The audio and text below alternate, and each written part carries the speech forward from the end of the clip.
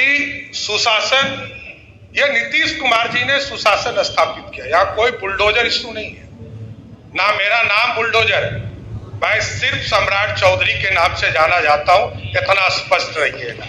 और बिहार में न्यायालय ने तय किया, न्यायालय ने यह पूरी व्यवस्था खड़ा किया, जिला प्रशासन को निर्देश दिया और सभी जगह जो अतिक्रमण है इसकी कार्रवाई चल रही।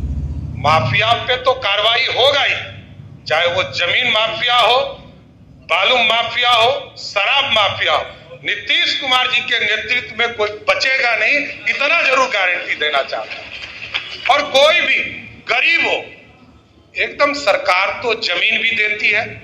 आदरणीय प्रधानमंत्री नरेंद्र मोदी जी के नेतृत्व में लगभग 60 लाख परिवार को पक्का मकान दिया गया। कभी जाति नहीं पूछा गया, धर्म नहीं पूछा गया, खाने के लिए अनाज हम देते हैं और लगभग 8.5 करोड़ लोगों को सीधा अनाज पहुंचाते हैं। कभी जाति धर्म नहीं पूछे जाते।